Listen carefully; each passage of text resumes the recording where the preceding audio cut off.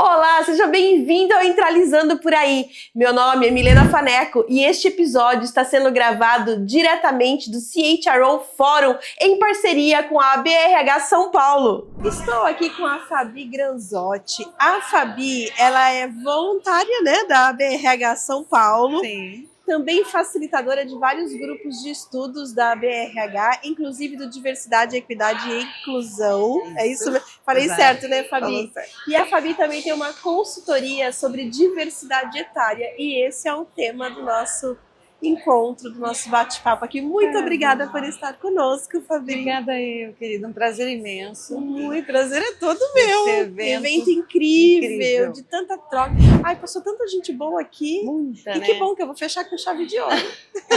Obrigada, querida. Fabi, vamos falar de diversidade etária, então. Que foi tema do Enem, longevidade foi tema do Enem. Muito bem lembrado, né? Tenho 2 filhos de 16 anos. Fizeram Enem, vamos lá. Que bom, porque a gente precisa falar sobre isso. Precisamos. Né? A população está envelhecendo, né? Tem muita coisa acontecendo, longevidade aumentando, graças a Deus, né? Exatamente. Mas a gente ainda enfrenta um grande desafio nas organizações, que é a questão da diversidade etária. Então eu queria que você falasse um pouquinho pra gente como que as empresas estão trabalhando esta pauta. Muito bem, vamos lá. Bom, eu acho que a gente precisa trazer um olhar, quando a gente fala, por exemplo, do Enem, a gente consegue abrir muitas conversas em outros lugares, Exatamente. Né? Que não a organização, e ainda assim as organizações que já estão olhando para isso, que já conseguiram entender, seja por uma necessidade, às vezes, de staff, né? De ter ali colaboradores que sejam comprometidos, colaboradores que tragam experiências, não que os jovens não sejam, tá? Mas é um comprometimento diferente. Só isso que a gente precisa deixar claro. Todas as gerações são muito Todas essenciais. têm seus valores, são né, muito Fabi? boas, exato. E elas são complementares. Exatamente. E no final do dia todo mundo vai querer a mesma coisa, né? Que é ter uma vida boa, você ter saúde mental. Exatamente, principalmente. E eu acho assim, as corporações estão começando a entender que há realmente uma necessidade de se trabalhar a diversidade etária, mas acima de tudo se trabalhar a inclusão de pessoas 50 a mais. Que esse é Quando a gente olha para a diversidade etária, essa faixa é a mais desafiadora, então? É a que menos está nas corporações.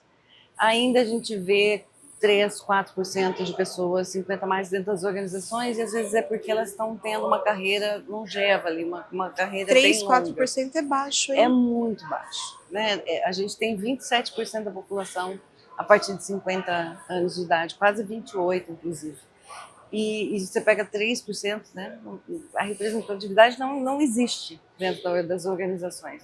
Então, tem muitas que já estão num processo bem acelerado, inclusive as empresas age-friendly, né, que já são reconhecidas por ter essa maturidade mesmo nas ações inclusivas, né, tanto para as pessoas 50 a mais, quanto as ações onde você pega todas as gerações, né? Você está falando da diversidade etária, então todas as gerações estão trabalhando juntas, estão se desenvolvendo juntas, muitas vezes uma mentorando a outra, né? Porque são complementares também. Sim. E eu acho que o assunto, por exemplo, chegando do Enem, né, o quanto, eu fico muito curiosa quanto a isso, o quanto que isso está movimentando dentro das casas, nos cursinhos, né, nas universidades, e daqui para frente, o quanto que isso vai reverberar. Eu ouvi, pela manhã eu já fiquei muito contente quando eu vi, né, qual era o tema da redação, mas quando chegou lá para o final da noite, que eu vi uma reportagem de um jovem dizendo, sim, é muito importante, eu coloquei isso até no meu LinkedIn, é muito importante a gente pensar nos idosos. Ui! Isso me acendeu a luz. Foi esse ui que eu fiz aqui. Foi a ui no coração. Fim oh, no coração, meu Deus gente. Do céu. Que aí eu pensei, ele não se viu no processo de envelhecimento. Ele não se viu no processo. Então a gente precisa internalizar, a gente precisa letrar um tanto quanto a sociedade para que Os jovens, principalmente, mas não são só, tá? Já vou te explicar o porquê.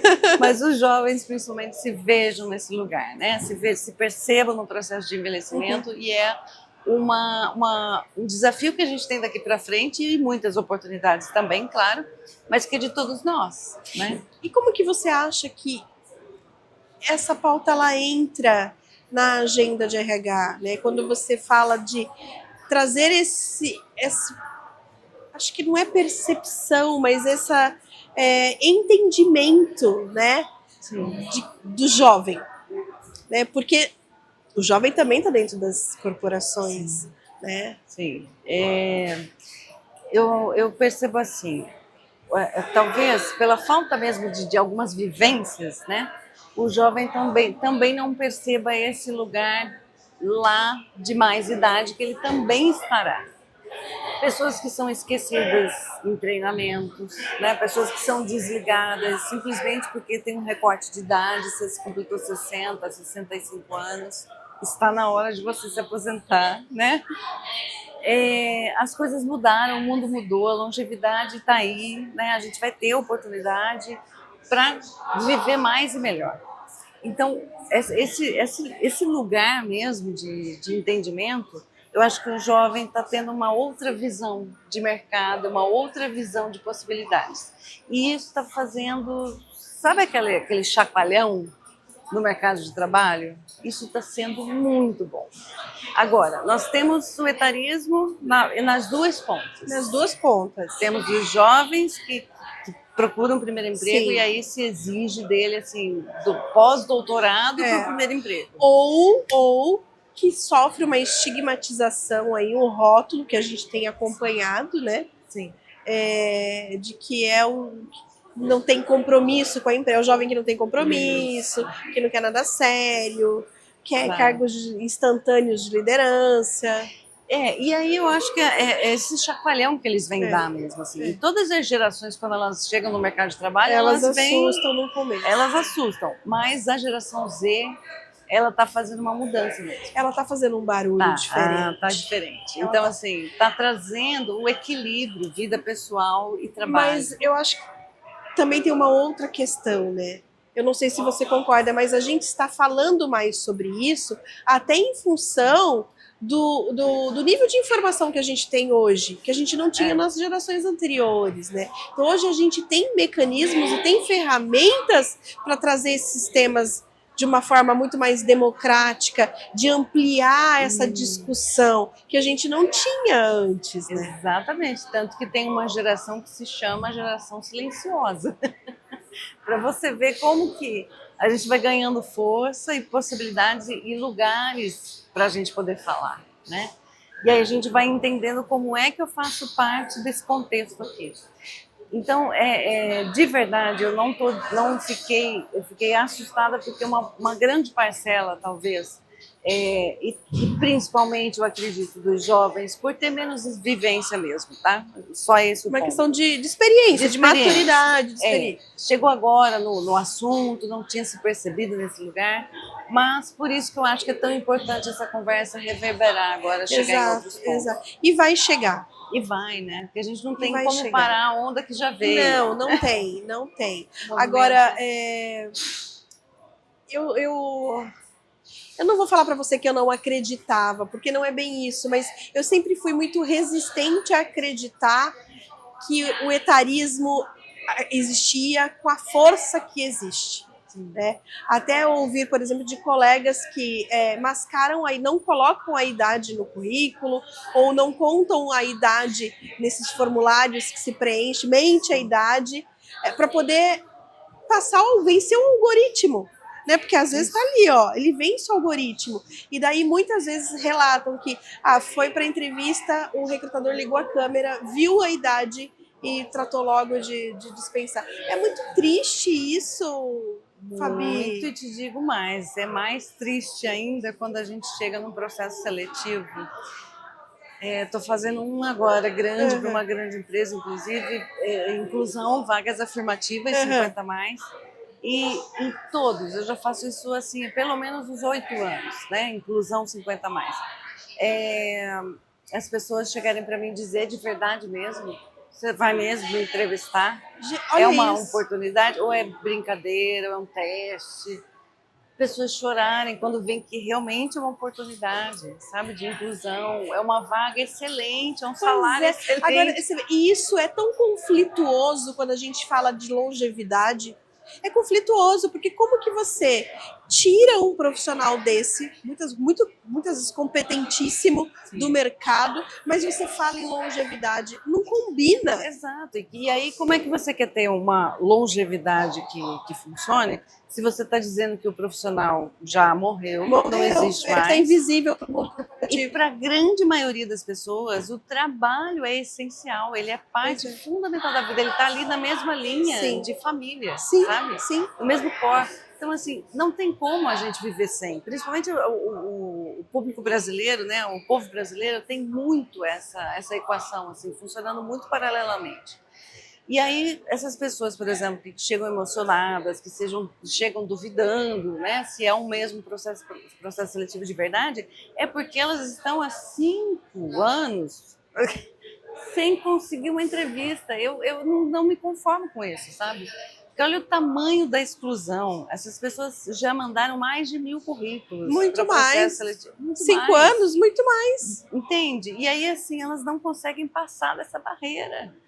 Em algum momento estão vendo, se tira do currículo, tem um LinkedIn, tem uma rede social, em algum lugar vão te buscar e vão entender a sua idade.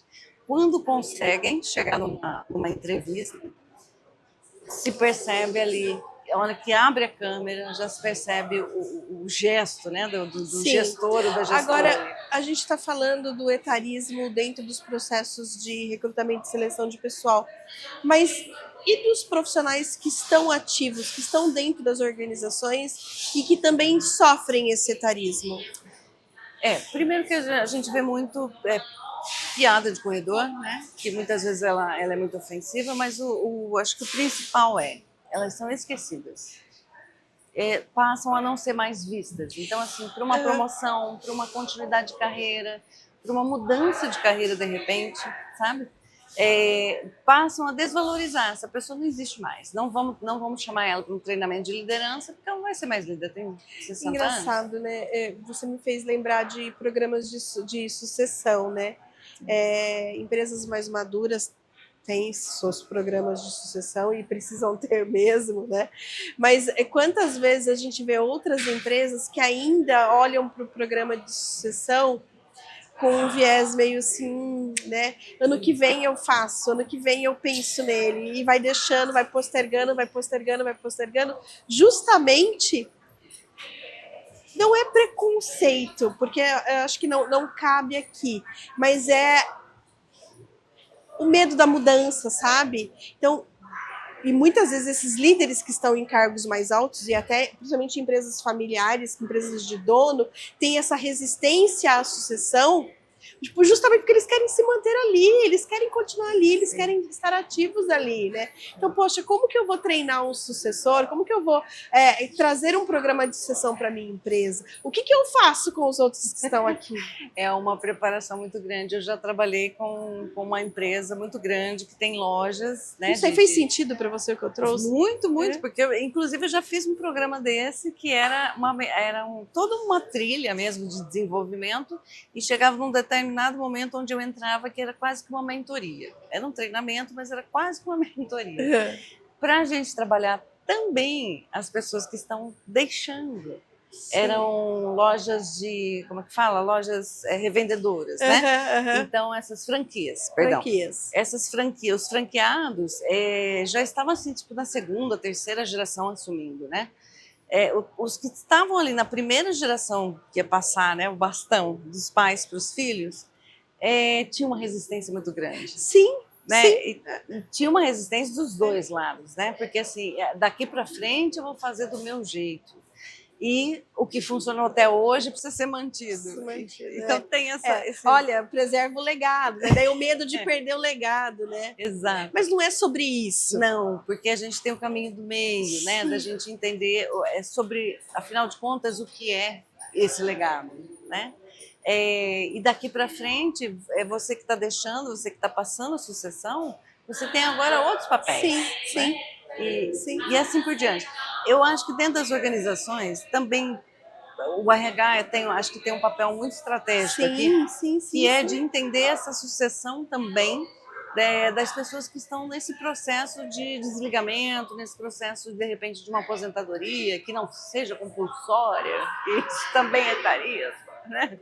Sem dúvida. E trazer esse lado do desenvolvimento contínuo e a continuidade desse trabalho de outra forma. Sim, sem dúvida. Porque não é só o trazer e não é só o preparar para sair, mas é como reter esse profissional lá e cuidar da jornada dele. Exatamente. Né? E um ponto que a gente percebe, além de pesquisas, né, internacionais inclusive, mas na prática já em empresas aqui no Brasil, é a retenção aumentando muito quando a gente tem times multigeracionais. Com certeza. Quando você tem várias gerações... Você tem complementariedade aí. Exato. E aí volta o prazer, volta toda essa integração que você tem entre as gerações, que vai muito além do aprender a parte técnica e comportamental que está ligada ao trabalho. Exatamente. Ele vai além, ele vai para a vida, né? Exatamente. Ai, que delícia de conversa, muito bom. Agora, o microfone está dando uma interferência. Tá batendo. E eu tô com a camiseta amarela, o povo vai perguntar por que ela tá com a camiseta amarela. Só para mostrar que eu estava de voluntária hoje o dia todo aqui no BRH. Muito bom. Trabalho gostoso, né? Muito bom. Ajudando outros profissionais a serem melhores. Muito bom. Ô, Fabi, agora tem uma outra questão também que tem a ver com essa questão do etarismo, né? A gente sabe, a geração Z hoje, ela é 30% da força de trabalho atual. Né? Daqui 5 anos vai ser 70%, né, da força de trabalho. E a gente sabe, e é uma geração que olha para o modelo do trabalho de uma forma diferenciada, né? É diferente, né? Por propósito, né? E com isso a gente tem uma permanência média nas organizações de 9 meses. Né? No recorte geral, sem ser com a geração Z, essa média é de 2 anos, juntando todas as idades. Diminuiu, era de 15 anos, já caiu para 2 anos. Quando a gente recorta para a geração Z, é de 9 meses, né? Então, a curva de aprendizagem e de aculturação dentro das empresas é muito curto. Né? Como que você acha que o RH pode atuar de maneira estratégica para promover essa intercambialidade, sabe, entre as gerações? Sim. E garantir que essa taxa de permanência seja maior, por favor. Exato, né? É muito, não tem como, a gente tem que melhorar isso. Acredito que, claro que cada empresa tem uma receita de bolo pronta, porque cada empresa tem sua cultura, né? E acho que dentro dessa cultura, que se precisa ser analisada, entender qual é esse melhor caminho. O que a gente percebe é que as rodas de conversa e as mentorias, o pessoal chama de mentoria reversa, mas eu gosto de mentoria intergeracional, tá? Porque eu acho que a gente está, mesmo que o mentor não seja naquele momento mentorado, mas ele está sendo também, de alguma forma, beneficiado. A gente está sempre aprendendo, né? Então, eu prefiro mentoria intergeracional. E eu acho que são diversas formas que a gente tem para ver essa troca. Mas o principal é a liderança ter como guiar essas pessoas para essa como é que fala? Virada de chave. Virada de chave. Onde cada geração pode trazer o melhor de si. Né? É claro que a gente acaba falando geração e acaba generalizando. Sim, colocando todo mundo em caixinhas. Mas vamos pensar nas caixinhas boas, né? O que a gente tem de melhor. Então vai muito de encontro assim, o que essa empresa tem de cultura, o que essa liderança, como que essa liderança vai guiar justamente essas interações e proporcionar, acho que acima de tudo, uma troca das cadeiras, sabe? Porque quando a gente está sentindo... Tipo um job rotation? Sim. Quando a gente está sentindo que o outro coleguinha sente, isso é fundamental. Diferente. Quando a gente veste o chapéu do outro, né? Sem dúvida. O sapato não está apertado em mim, mas no coleguinha eu ia te perguntar, te pedir exemplos práticos, mas está aí, ó, você já trouxe.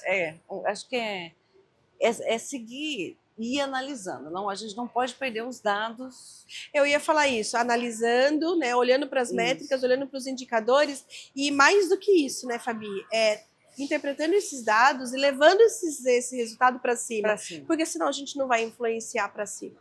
E é muito do acreditar.